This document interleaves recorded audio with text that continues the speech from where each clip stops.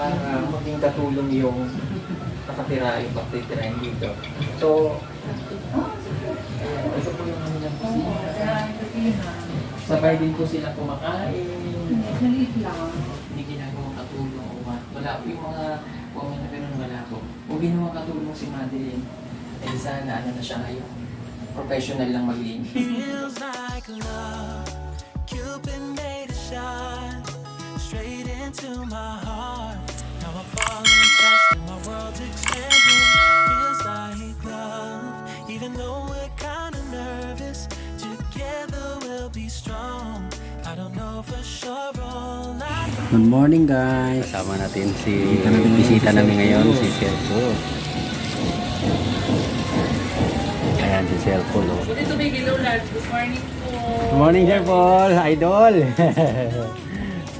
Ayan si Sir Paul. Oh. Ayan. Okay, please. Kalahin mo guys, bisita natin guys ang Gogong the Hero. Hero ng masa, ang masang Pilipino. Ayan guys, nandito si Sir Paul. Kalahin mo guys, bisita namin ang nag-iisang pugong biyahero. Ang hero ng masa, ang Pilipino. Oh, yan yung kasama ko sa Davao mo. Kami yung nag-start ko. Hero. Ay, oo, nakita ko pala siya kasama mo sa ita. Oo, doon sabi ko, parang ano, saan ko ba siya nakita? Oo, doon pala yung pagpunta ng sila. Oo, pala yun.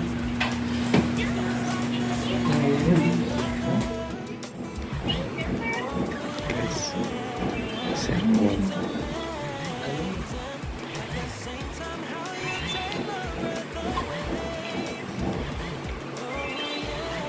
Po ay kapatid ni Ate Lena.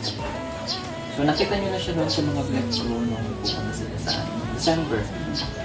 Tapos siya yung lagi niyong nakikita sa vlog kasama ko. So itong bahay na kinaroroonan po natin, dito po nag-stay si Ate Lena. So dahil siya po yung guardian at ang ating major sponsor na si Ate Lena Lanuet ay isa sa Canada. So siya po yung basta Good morning. Okay lang naman po. Ayan. Buti naman nakarating kayo para at least may makita din nila yung tinirahan ni Madeline ng isang taon at ito yung sa bahay. So, nung napapanood siya sa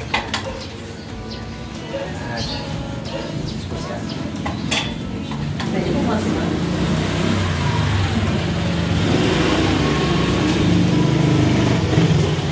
nakikita lagi. So, kaya kami nandito ay para maipakita nga po sa inyo na siya yung magiging sponsor, patulong ng sponsor natin at magiging guardian pagdating po. Amen. Po, isa sa mga requirements din ng ad po ng mga katutubo na makita nila kung saan ba dadalhin si. So, ito po yung bahay. So, katulad lang din po ng mga sabihin, yung pagpasok at pag-uwi ng bata is safe. Pagkalabas sa school, sala sa school to ha. Sabi mo sala, iba yung level ng ano dito, ng pag-aaral. Kasi science high school, although public, pero yung pag-aaral dito, yung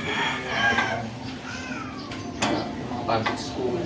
Pero iba pa rin yung turo pagdating dito.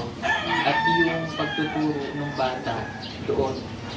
So, yung nasa sa bata na kasi yun eh.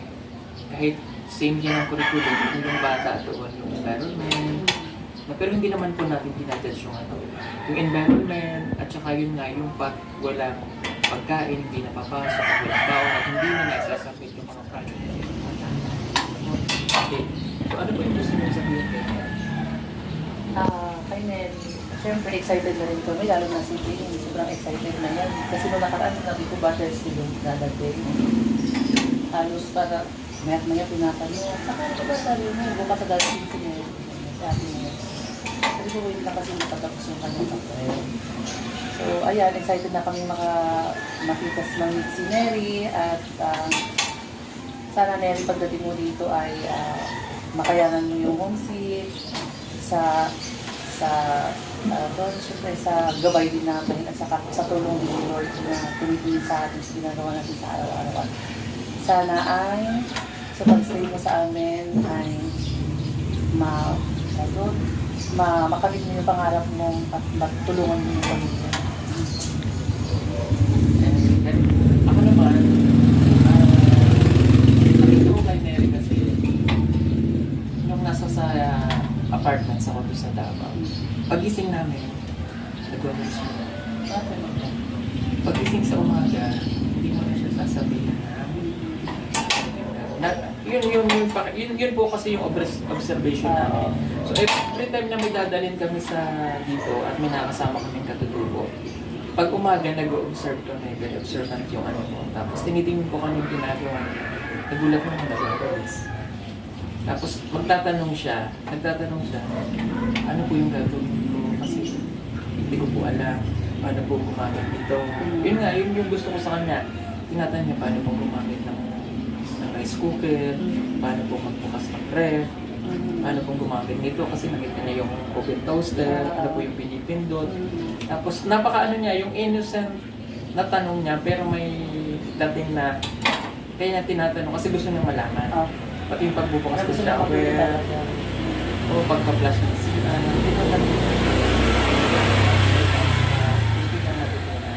sabi ko, pag nandun ka na, ikaw na mismo yung magtanong sa kanila kasi baka hindi ma-misinterpret ng ano natin na wala kang ginagawa, yung ganyan. Pero sabi naman niya, hindi ko wala kang ginagawa sa akin kasi kung ano yung sabihin nila,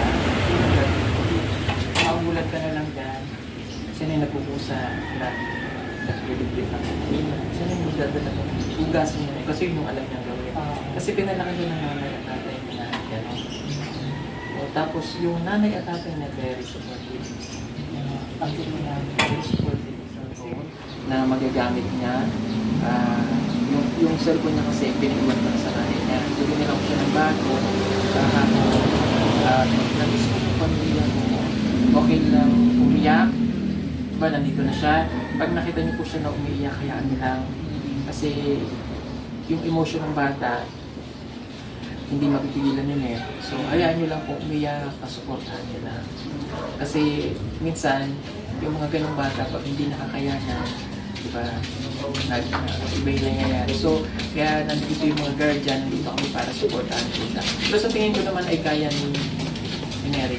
So, ngayon kasi, sabi ko, Kuya Ellie, iwan sa kondo, try natin, pa-realize sa kanya na kung wari nasa sarili, na nag-iisa siya, tapos kung wari may amo siya, para kung halimbawa nagtatrabaho siya, kaya siya may amo, halimbawa nasa ibang bansa siya, yung gano'n, ma-realize niya na nag-iisa lang siya. Tapos doon niya maano na kaya niya pala. Tapos kanina, minessage ko kaya mo? Ano lang guys,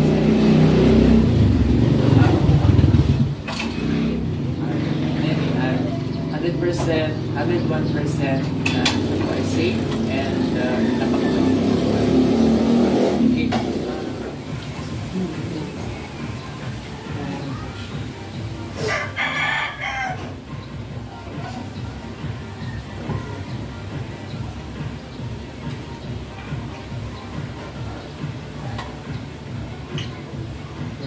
Okay, so mag-house tour po tayo dito sa Subican. Yung bahay ko nila. So, ito maliit. Hindi talaga malaki yung bahay para maging katulong yung nakatira, yung pagtitirahin dito. So, ayan, ito po yung ano niyang kusina. Sabay din po sila kumakain. Maliit lang. Yung mga kailangan, importante malaki yung bahay. Importante doon, nandito siya kasama mahal. Diba? Hindi ginagawang katulong o wala. Yung mga comment na gano'n wala ko. Kung ginawang katulong si Madeline, eh sana ano na siya ngayon. Professional lang maglinis. Joke lang. Hindi po siya hindi siya pwede tinuring na katulong. At pag nandito. Ayun, nakita niya po Wait lang, ano ako? Smile. Feels like love. Kaya ni ano yun. Ay, ano? Kaya ni ano yun. Ayaw ni Neri yun? Parang hindi mo na, parang ayaw mo na isauli yung ano ni Sir Paul. Ah. Dahil nga sa mga projects na hindi niya isasama. Tapos napag-stop siya kaya yun, nahirapan siya. Hindi mo siya yung naging ano. Pero yung nasa Abra na din na namin, ang talino. Top 1 Sir, ano? Grabe, no? Tapos mag-classmate na sila ni Marjorie. Oo. Sila, tapos sabi ko, huwag kayong mag-ano ha. Huwag kayong mag-confidential ha. Ano ba grade si Marjorie? Grade 10. Parehas sila. Ano sila? Salamat sa pagbisita, Sir Paul. Thank you po. Salamat sa pagbisita. Once in a lifetime lang yung may bisita tayong isang pugong biyahero. Tapos nakarating ako dito, maliit ako pupunta. Ano naman? Ano nyo na labay? Hey, Sir, bye-bye. Ingat po kayo. Bye-bye, Mama Ruth. Ang more! Sige, Sir Paul. Problema.